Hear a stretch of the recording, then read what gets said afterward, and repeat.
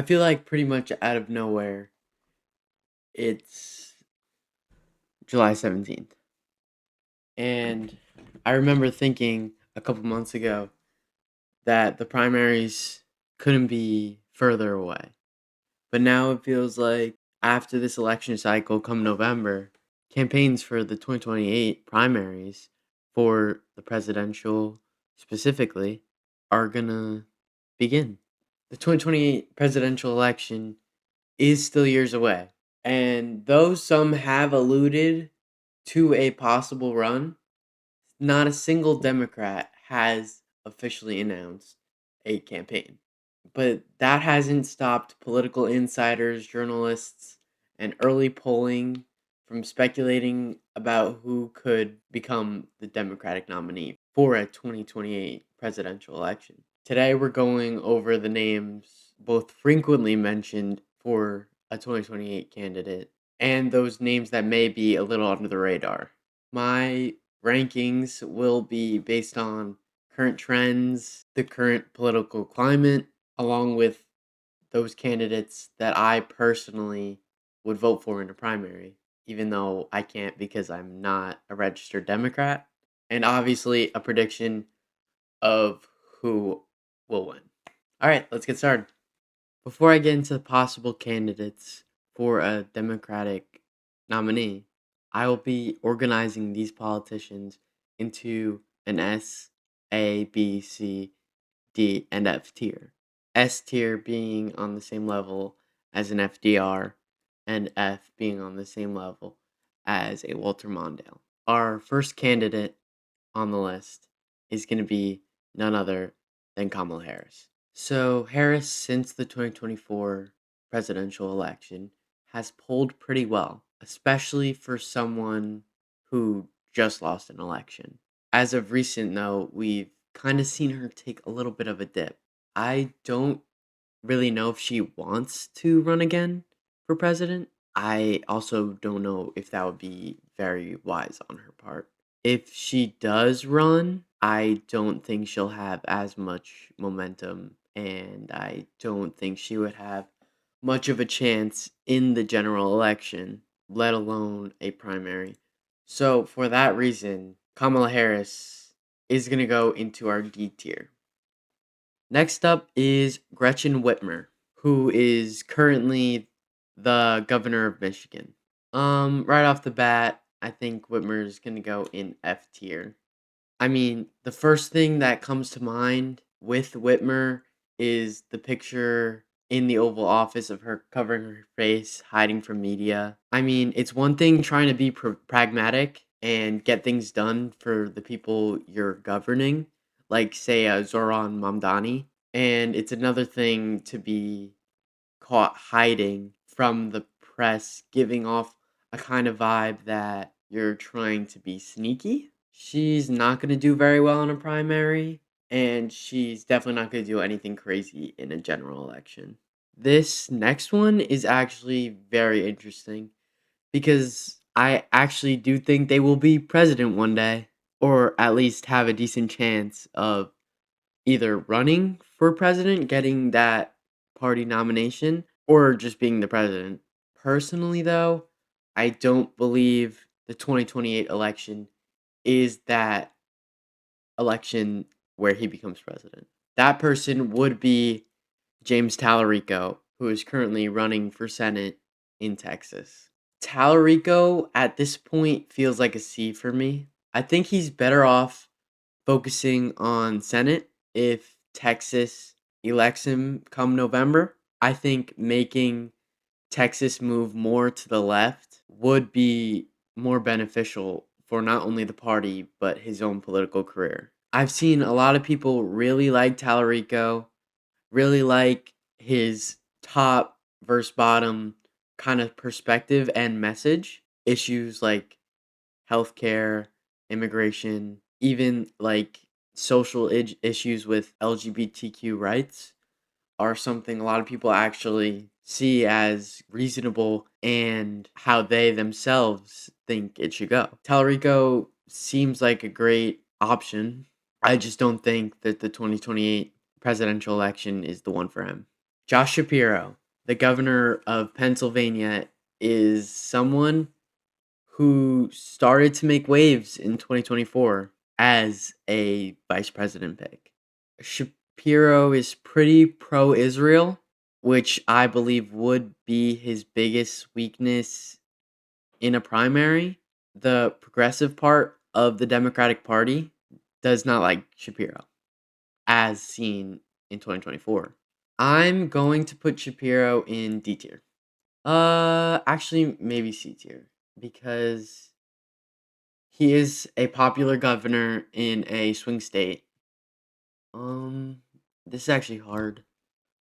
Uh, I think C tier for Shapiro. I think that's pretty solid. You know, he seems to be kind of that middle of the crop type. He's probably only going to get half the party, the very moderate part of the party, which is seen with the moderate voters in Pennsylvania that like him a lot. So yeah, I think C tier is because I do think he's a little bit of a better candidate than Kamala Harris, and I don't know if he's on the same level as Talarico, but we'll put it there for now. All right, up next we have Mark Kelly. What's funny about Mark Kelly is I don't really ever see people putting him as a president candidate. He seems to be everybody's VP pick. I think I'll put Kelly C tier as well, maybe a little bit before before both these guys. I'll put him in C tier before Talarico and Shapiro, and I'll give you my reasoning in a second. Personally, I probably wouldn't want Kelly in the general, even as a VP pick, let alone a presidential pick, for the sole reason that he just feels like too much of a Trump era politician, if that makes sense. You know, that like corporate Democrat that is becoming less and less popular as the years go on.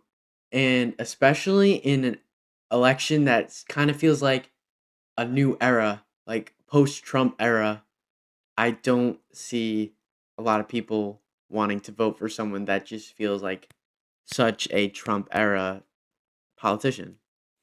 I just don't really know his chances in the primary or general. JB Pritzker is next. He's possibly the Democratic version of Donald Trump, if you will.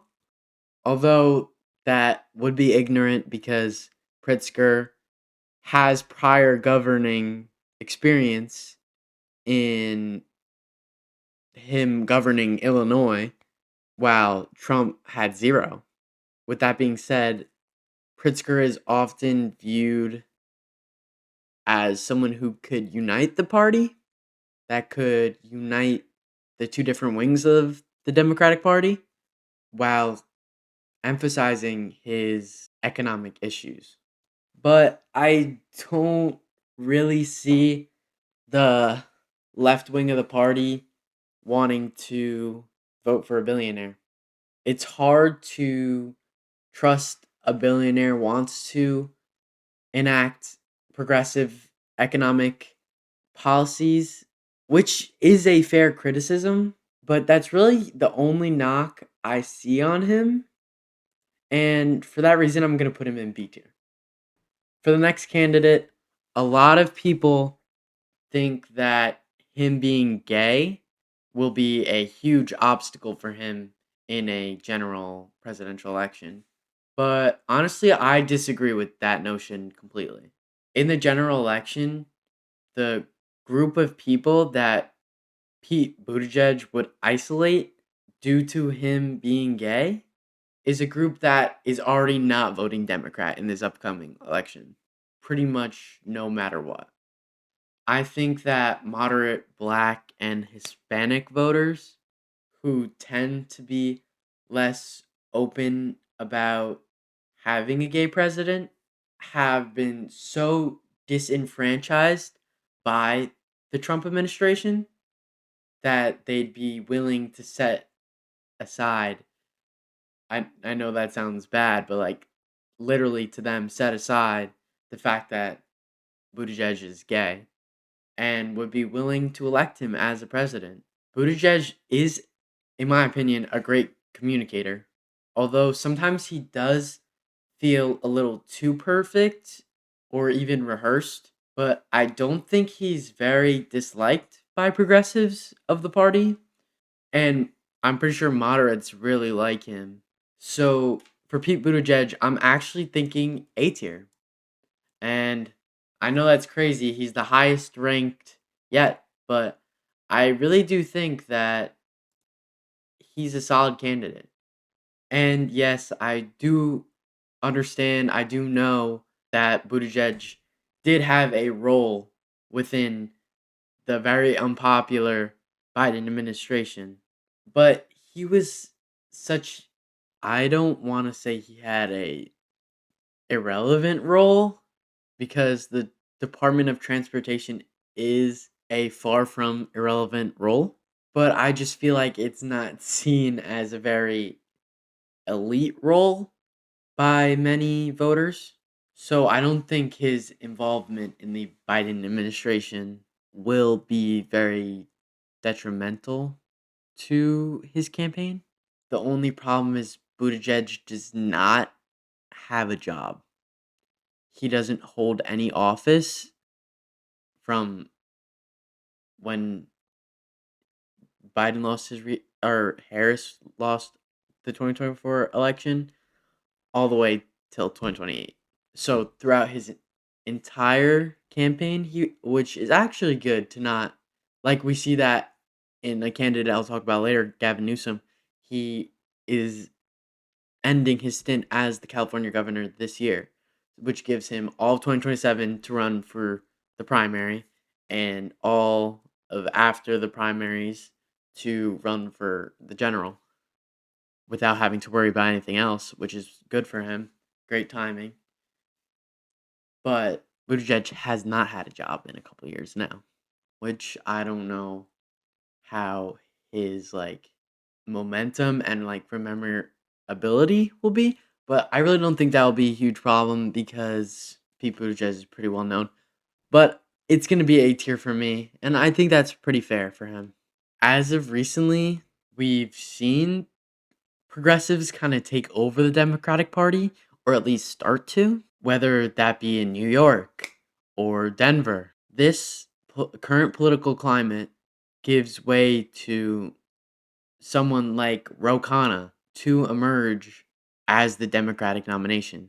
It is also good to have a pragmatic bill in the Epstein Files Transparency Act under his name, along with Thomas Massey, who was unfortunately beaten in his reelection for the Republican nomination of his seat in Congress. If Connor runs on this notion of transparency, cleaning up the office of the presidency, and restoring trust in the government, Kana has a real shot.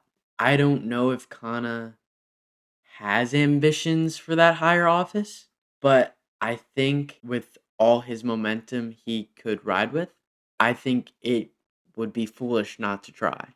I'm gonna put Ro Khanna in A tier. Maybe even in front of Buttigieg. We can decide that later. For now, I'm gonna put Buttigieg a little ahead of him, but we could come back to that. Oh, but we could come back to that in a little bit.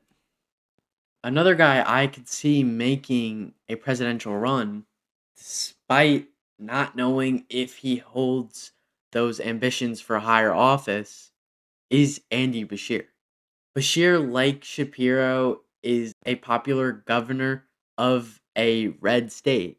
The only difference I would say about Bashir is that Bashir has not alienated progressives in the same way that Shapiro has. Bashir has made pro defense funding for Israel comments in the past, but has not been as much as an ally of AIPAC and Israel as Shapiro has. Bashir has appeal across the aisle and could take both swing voters and some Republican voters if he does get to that general election. I actually believe Bashir might have a better chance winning in a general election than the primary. With that being said, I'm going to put him in, I think, B tier. I don't think he's as strong as a um candidate as as a Buttigieg or a Ro Khanna. But Bashir is a pretty solid candidate for a Democratic primary, let alone a general election. And I'm sorry I keep talking about Israel. I know that it's tiring hearing countries so far away over and over in our politics, but this tiny country in the Middle East is so influential and important in our current political conversation that where someone stands on this topic is actually very telling in how successful they would be in this period of our history. Speaking of history, historically, governors are more successful in presidential bids opposed to congressmen and women, at least recently, due to showing experience governing. Although, yet again, we do have a president that had no prior governing experience. So I guess take that for what you will. But I do want to talk about another governor who has definitely been under the radar, but I believe is actually a pretty great candidate, and that's Wes Moore. Wes Moore is the current governor of Maryland, a guy whose book I've read. Wes Moore is a veteran who has witnessed systemic economic hardships when he lived in the Bronx. Wes Moore also has this kind of like Ro Khanna, like a transparency or a drain the swamp kind of notion to him. Immediately after winning in a red state, Wes Moore created legislation against corruption in Maryland and reformed education, which actually at that time had a very low literacy rating, especially in Baltimore. Moore has also proven to be a great speaker over and over again. He seems very pragmatic and honest. If you have time, I would check out the new Jubilee video he just did, debating 20 non voters, in which I believe he made some very good points, very strong points. So, although he's not polling very well, or should I say very highly right now, I think if he does launch that presidential campaign, he's going to gain a lot of traction in rallies, ads, debates. I really think he will be successful. And for that reason, a kind of dark horse I'm going to put in A tier. I actually really like Wes Moore. He seems like a great guy. His policies seem pretty solid. I think this transparency thing will be what Americans are looking to. Like, we need to restore our faith in the government. We need people who seem like they're actually wanting our interests and wanting to better the country rather than trying to fill their pockets or their donors' pockets or their kids' pockets, whatever it may be. So yeah, Westmore, A tier candidate. As I said earlier, Gavin Newsom coming 2027 will no longer be the governor of California. This gives him the perfect window to launch his campaign for the highest office. Newsom is definitely an interesting character. He is not liked by progressives in any way, and he is not liked by many Republicans, especially MAGA. He recently made a social media post calling for a billionaire tax. This coming right after the success of Democratic Socialists in both New York, Denver, and other places around the country in their primaries. Newsom made this post about wanting a billionaire's tax while opposing a billionaire's tax in California at this current moment. A bill sponsored by Bernie Sanders. Newsom just seems like someone who's too fake, too elite. He reminds me of my governor here in New York, Kathy Hochul, who is the biggest opportunist I have ever seen. I know a lot of people who do like Gavin Newsom, but I also know a lot of people who do not like him in any way. I do think Newsom could give Vance or Rubio a hard time in the general election. If he runs on this anti Trump messaging and President Trump keeps getting more and more unpopular, Newsom could get a lot of traction. So for Newsom, I'm thinking B tier.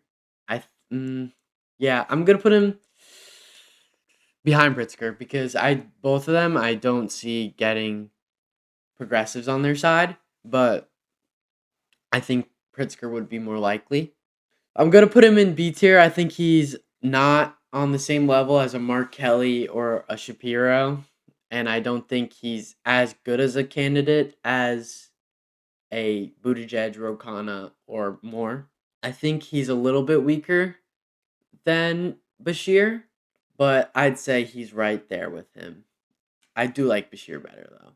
I don't know if you guys have seen the clip of AOC being asked what she thinks about JD Vance, saying that he believes she will be the 2028 presidential nominee for the Democrats. In this video, AOC is smiling from ear to ear, literally making it so obvious she will be running for president. And I believe she could very well win that race. I think for the time being, however, AOC running for Chuck Schumer's seat in Senate and majority leader of Congress would be more beneficial for herself and the Democratic Party moving towards the left. If the movement of progressives taking over the Democratic Party is what will happen, I believe AOC beating Chuck Schumer would be a great stepping stone, a great start for that. It would be interesting to see her in a presidential debate. For right now, I will put her in A tier, but I would rather her run for that New York Senate seat. And to be honest, I would vote for her over Chuck Schumer. And I will be able to vote in 2028, so that should be interesting. First election I will be able to vote in. At the beginning of this year, I remember the discussion about John Ossoff's race in Georgia being that John Ossoff would have a tough race this year. Now we're in July 17th. Ossoff is pretty much guaranteed his seat. And in the last month or two, he has become this name that is kind of emerging as a presidential figure, a presidential candidate come 2028. Ossoff is very young. I believe 30s. Let me check. Maybe 36. Okay, he's 39 years old. So Ossoff would be the youngest US president ever, beating out JFK by 2 years, which would be a complete switch up to the last two presidents of the US being two presidents in their 80s in Joe Biden and Donald Trump. Ossoff seems to be liked by progressives. Ossoff seems to be liked by moderates. Pretty much the whole party likes John Ossoff. Being young and winning in a red state gives Ossoff a lot of political wealth, if you know what I mean. Ossoff is a great speaker. He kind of makes these great appearances, great speeches, and then dips. Like, literally makes these speeches out of nowhere and just disappears again. He's currently using this top versus bottom messaging that we see in a lot of campaigns that are gaining traction in these past several months, which seems to be resonating with his base along with others who may have not known him before. I think, given the chance, Ossoff has an amazing chance of winning the presidency. So I am inclined to give Ossoff the only the only S tier ranking as a Democratic nomination, because I do think it will be him at the end of the day. And I do think he'll be pretty successful, especially if he keeps making these impactful speeches, keeps up with what he's been doing, communicating well with what his decisions were made for. Remember, none of these politicians have made an official declaration that they will run in 2028, and the political landscape could change drastically come 2028, especially after these midterms coming up. New candidates could emerge, current favorites could decide not to run. Early polling often changes significantly before voting starts. So what do you think? Which Democrat do you see being the nomination come 2028? Let me know your thoughts in the comments. And if you enjoyed the video, don't forget to like and subscribe. Also, let me know if I should do a Republican candidate ranking. Thank you guys. See ya.